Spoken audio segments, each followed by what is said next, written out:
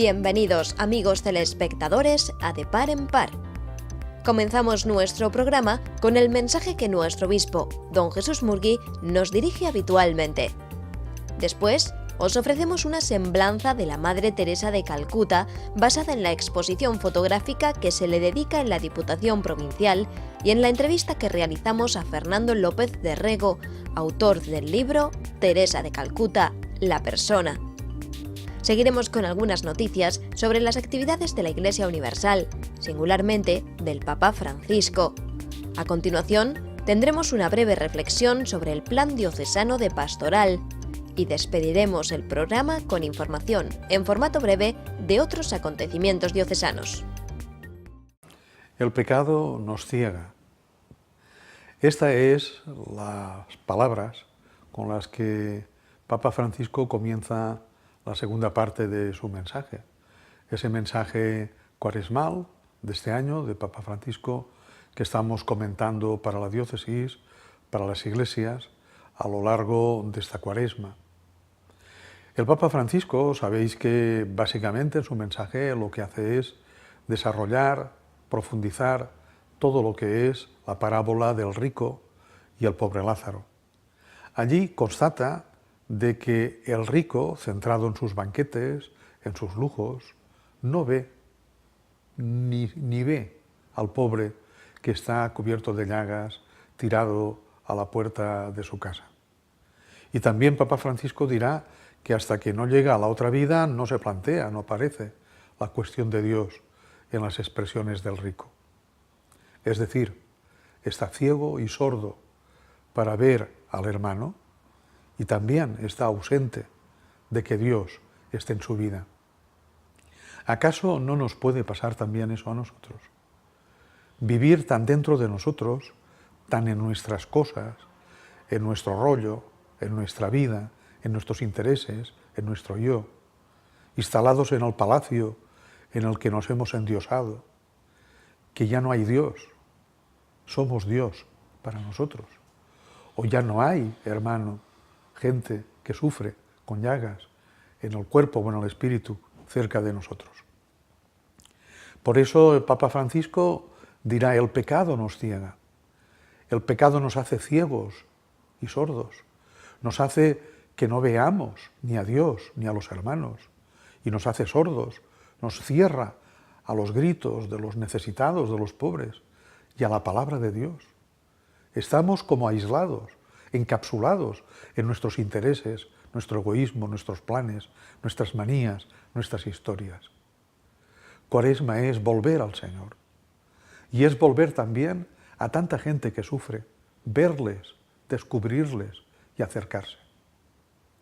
Recibir el perdón de Dios en el sacramento de la penitencia. Siempre he dicho que una buena confesión, fruto de una conversión, de un arrepentimiento sincero, es central en una cuaresma cristiana que nos lleve a la luz de la Pascua.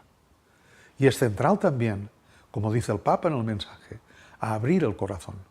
Ante la ceguera que es el pecado, a abrir el corazón, a abrir el oído a la palabra de Dios y abrir el corazón a las necesidades de los más débiles, los más pobres, que claman a la puerta de nuestras vidas. Pensemos esto, convirtámonos, volvamos al Señor, abramos nuestra vida a tantas necesidades. Buena Cuaresma para una feliz Pascua. Un abrazo. Bienvenidos amigos y amigas a De Par en Par. Una semana más iniciamos una nueva edición de este programa de información diocesana, agradeciéndoos en primer lugar el tiempo que nos dedicáis. Es una de las grandes santas de nuestro tiempo. Dedicó toda su vida a los más pobres entre los pobres. Sus palabras y testimonio eran sencillos, pero al mismo tiempo profundos e impactantes. Hablamos de la Madre Teresa de Calcuta, ahora ya Santa Teresa de Calcuta. Una exposición situada en la Diputación Provincial nos muestra los principales rasgos de esta gran mujer que os presentamos en nuestro reportaje de hoy. Madre Teresa, vida, espiritualidad y mensaje. Este es el título de la exposición que podemos contemplar estos días en la Diputación Provincial.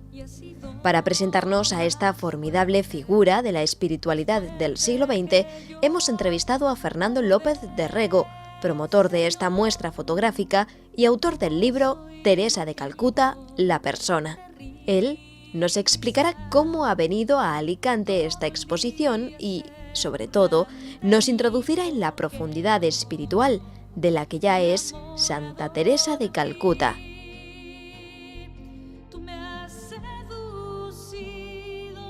Bueno, esta es una exposición que pertenece a la Congregación de las Misioneras de la Caridad de Madre Teresa, concretamente a una organización que tienen en Roma, se llama el Centro Madre Teresa, el Mother Teresa Center. Vino a España en 2011 para la JMJ, para la Jornada Mundial de la Juventud, y no la hemos dejado regresar, aquí sigue. Lo que pretende es dar a conocer al gran público la vida y la espiritualidad de la Madre Teresa de Calcuta. Tú me has seducido, Señor, y yo me dejé seducir. Bueno, normalmente esta exposición, cuando va a un lugar, son 3 semanas. Aquí hemos conseguido que venga 5 y va a estar hasta el domingo 9 de abril, es decir, hasta el domingo de Ramos.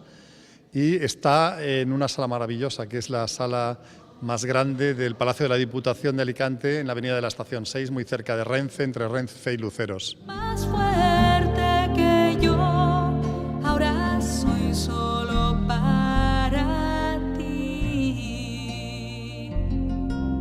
Ya ves, Señor, tu palabra ha sido humillación y sacrificio. Para empezar, la Madre Teresa de Calcuta, hoy Santa Teresa, desde el pasado 4 de septiembre que se la canonizó, es para empezar la persona más admirada en todo el planeta de su generación.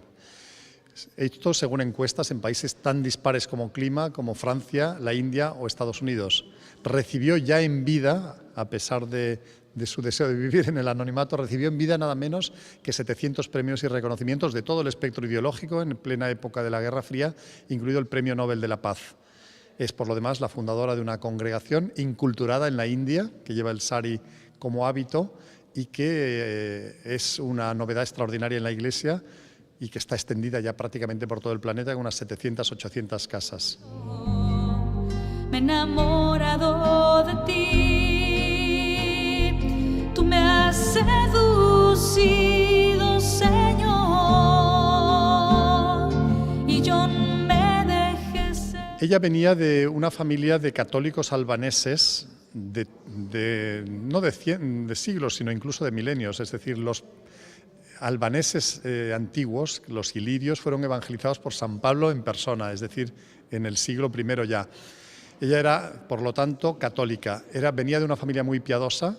Su infancia transcurría entre la familia, el colegio y la parroquia del Sagrado Corazón, a 3 manzanas de su casa, en Skopje, en lo que es hoy la capital de Macedonia.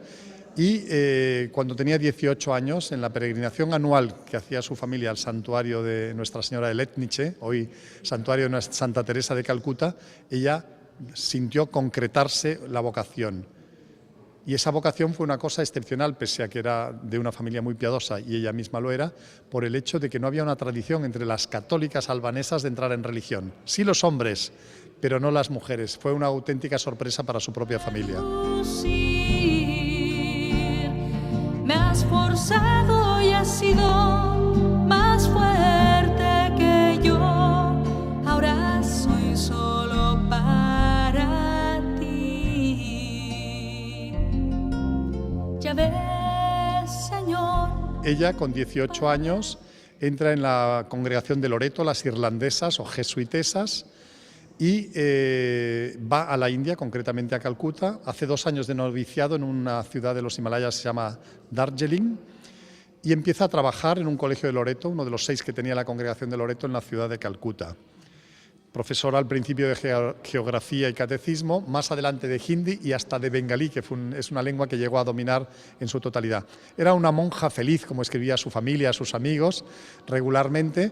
realizando su doble vocación de infancia de maestra y de religiosa, y además en el país de sus ensoñaciones adolescentes, porque el párroco del Sagrado Corazón de su parroquia había estado en las misiones de Bengala y editaba una revista que se llamaba Católique Missige sobre esas misiones. En fin, ella estaba muy fascinada por la India ya desde adolescente. Y cuando tenía 36 años, el 10 de septiembre del 46, dirigiéndose hacia Darjeeling de nuevo, a la casa de su congregación para el retiro anual, tuvo una experiencia espiritual extraordinariamente potente, de la que no quiso hablar durante 50 años prácticamente, hasta poco antes de su muerte, en donde dijo que había vivido una experiencia espiritual de tal profundidad y de tal calado que su vida quedó redireccionada.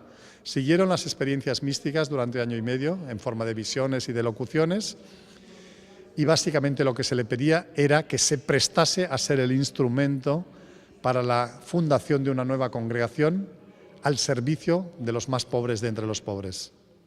Eso es lo que se llama la llamada dentro de la llamada, es decir, había ya tenido una llamada a la vida religiosa y estando en la vida religiosa sintió una llamada al cabo de 20 años a fundar una nueva congregación con unas características muy peculiares en el contexto de lo que eran las congregaciones de ese momento. Había en mí como un fuego ardiente en mi corazón, prendido a mis entrañas, y aunque ahogarlo yo quería, no podía contenerlo. Tú me has fascinado, Jesús, y yo me dejé enamorar. El carisma de las misioneras, o sea, el fragmento del Evangelio que se encarna en la congregación de las misioneras y misioneros, que también hay rama masculina de la caridad, el fragmento del Evangelio es la frase «tengo sed», es decir, las penúltimas palabras de Jesús agonizante en la cruz, según el Evangelio de San Juan, capítulo 19, versículo 28. «Tengo sed». Esa frase «tengo sed» para Madre Teresa no significa que tuviese sed de agua, sino que se interpreta en un sentido místico profundo. Tengo sed del amor de aquellos por los que por amor Jesús estaba muriendo en la cruz. Eso en cuanto al fragmento del Evangelio, por así decirlo, que se encarna en la congregación. En cuanto a la vocación, pues la vocación de la congregación la expresa el cuarto voto, junto a los tradicionales de pobreza, castidad y obediencia, que es el voto de servicio amoroso y desinteresado a los más pobres de entre los pobres. He luchado contra ti, contra todo lo que siento, pero has vencido tú, pero has vencido tú. Eso permanentemente se lo preguntaban, cuál es su secreto, y eso se lo siguen preguntando frecuentemente a las misioneras de la caridad. Una, por ejemplo, española que está en una leprosería 5 horas al norte de Calcuta, me dice: a mí la gente me pregunta que cuál es mi secreto para haber dejado mi carrera en España, haber dejado mi país todo detrás para estar aquí sirviendo a los leprosos de Bengala, y siempre con una alegría que llama la atención, y me preguntan cuál es el secreto. Bueno, el secreto de Madre Teresa era sencillamente la comunión que tenía con Jesús, con el que se identificaba plenamente desde su más tierna infancia y en la cual fue profundizando y que llegó, bueno, pues al extremo con ese tipo de experiencias místicas que la marcaron y que determinaron el reorientar su vida para fundar una nueva congregación. Ella vivía los esponsales místicos con Jesús de una manera extraordinaria. De su vida por mí, la encontrará, la encontrará, la encontrará.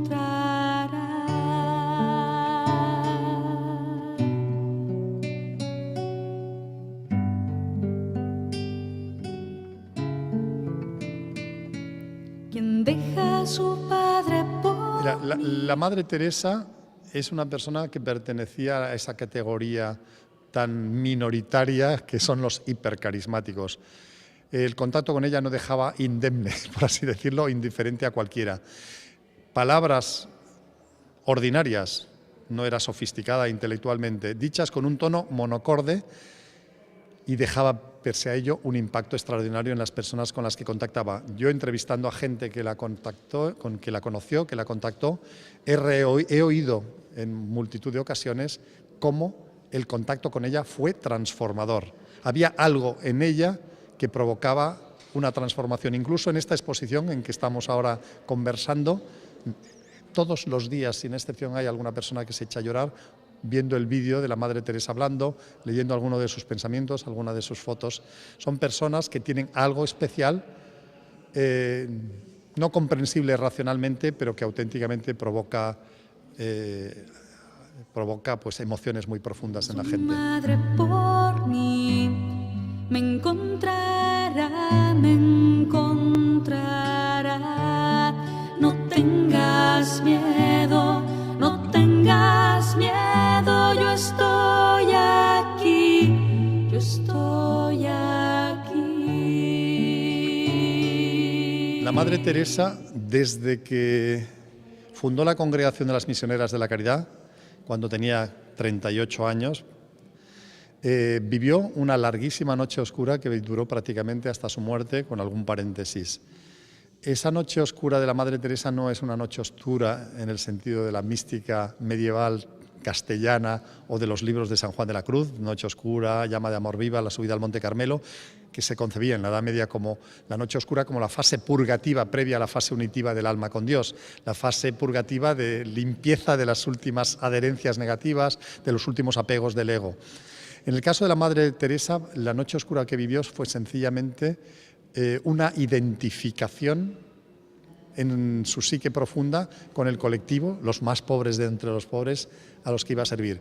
Esos más pobres de entre los pobres normalmente tienen mucha fe, pero al mismo tiempo tienen unas circunstancias tales que piensan que Dios se ha olvidado de ello.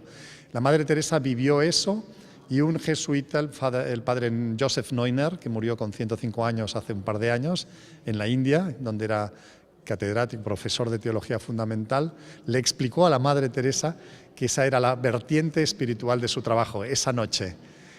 La vertiente externa o física era el trabajo con los pobres, pero la vertiente espiritual era la identificación con ellos, viviendo lo que ellos vivían. La Madre Teresa, a partir del momento en que comprendió que la noche era parte de su trabajo, era la vertiente espiritual de su trabajo, dijo: he llegado a amar la noche porque veía lo fructífero y el sentido que podía tener.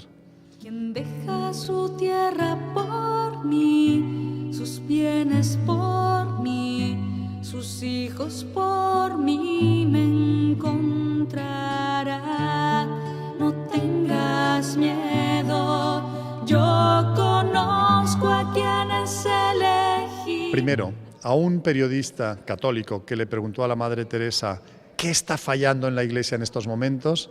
La Madre Teresa le respondió: usted y yo.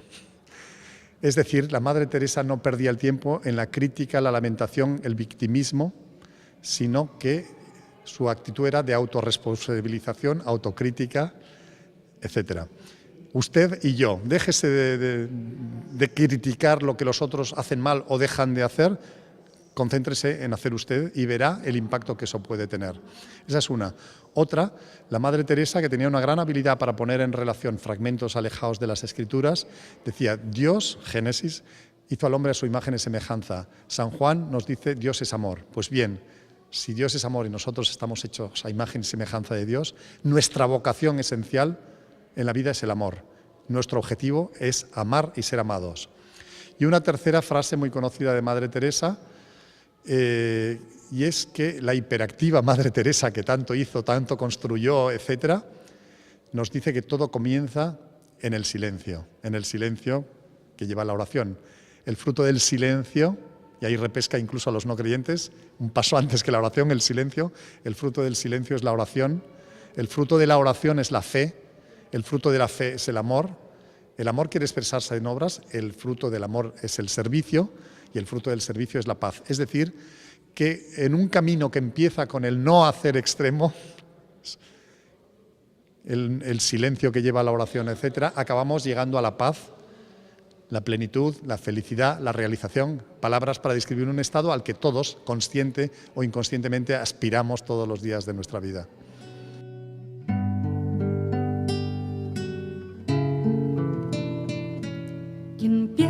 su vida por mí, la encontrará, la encontrará, la encontrará.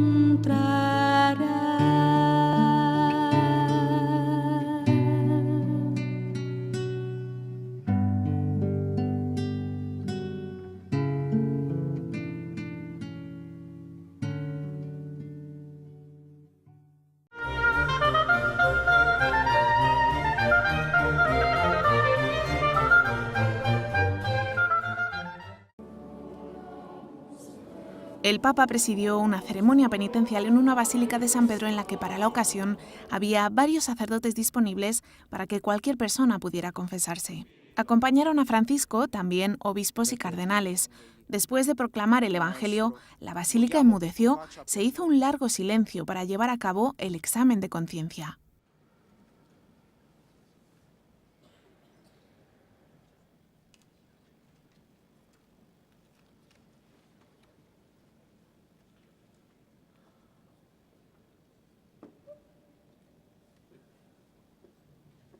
El Papa prefirió no pronunciar ninguna homilía, fue directamente al confesionario para confesarse. Después entró en uno para confesar a 7 personas, todos laicos, durante unos 50 minutos. Mientras tanto, el coro de la Capilla Sixtina entonó el impresionante Miserere compuesto por Gregorio Allegri en el siglo XVII.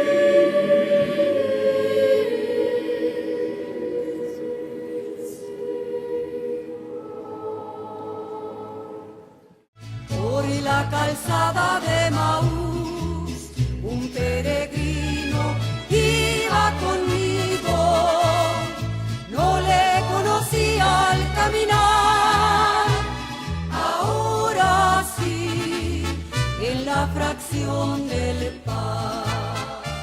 Lo que a mí me aporta la Lectio Divina sobre todo ha sido el poderme sentar con un grupo de personas de la parroquia, y dar un nuevo enfoque a la lectura del Evangelio, desmigarlo, leerlo despacito. Evangelios que hemos oído una y otra vez, sin embargo ahora parece que al leerlos tú solo y queriendo sacar esa miga, se vuelven a hacer actuales, los vuelves a tener presentes. Y el escuchar las vivencias de los demás, cómo ellos entienden ese trocito, la verdad es que a mí me está aportando mucho. Me aporta ese ratito que pasamos juntos, serenidad, me aporta calma y me da, salimos del grupo, por lo menos yo, ensanchados, a gusto. Y por mi parte eso es todo. Llegamos al final de nuestro programa de hoy, que despedimos, como es nuestra costumbre, con algunas noticias en formato breve de otros eventos diocesanos. No olvidéis que, si Dios quiere, estaremos de nuevo con vosotros dentro de una semana con una nueva edición de nuestro programa de Par en Par. Hasta entonces, y sed felices. Comencemos esta parte final de nuestro programa con la reseña de la visita pastoral a la parroquia de la Santa Cruz de Almoradí, cuyo párroco, Ramón Martínez, da la bienvenida al obispo. Se encuentran también presentes las autoridades civiles de la localidad. Estamos en la tarde del sábado 18 de marzo. Como ya conocemos de anteriores ocasiones, don Jesús preside la celebración de la misa estacional, que es el acto más importante dentro del programa de la visita pastoral a una parroquia. Anteriormente, el obispo ya ha tenido contactos con los diferentes grupos parroquiales y además se le ha presentado un informe sobre los diversos aspectos de la vida de esta comunidad cristiana.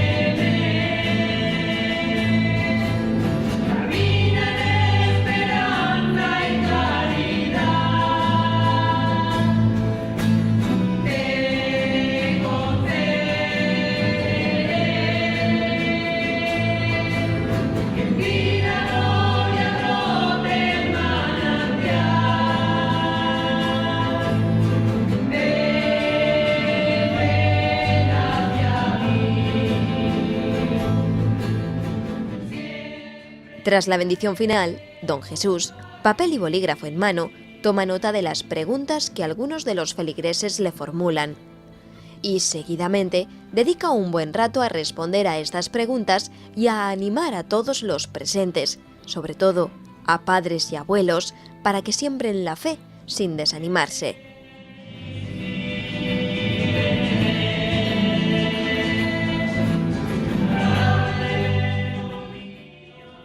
Tras saludar personalmente a todos en la puerta del templo, deja memoria de esta visita pastoral con la firma y sello en los libros parroquiales.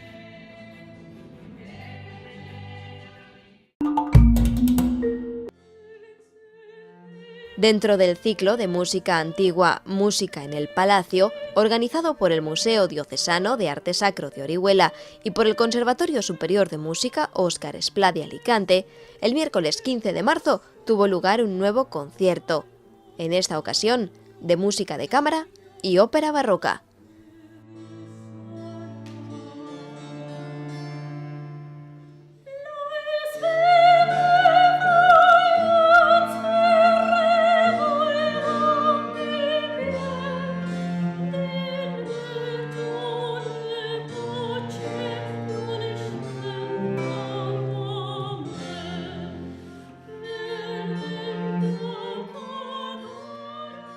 En la primera parte se interpretaron varias piezas de música de cámara de los siglos XVI y XVII. La segunda estuvo dedicada al acto primero de la ópera barroca Vendado es amor, no es ciego, de José de Nebra. Todo ello en el marco excepcional de la capilla de Loreto de la Catedral y bajo la dirección de Inmaculada Dolón. Concluimos nuestro programa de hoy con una selección de este interesante concierto.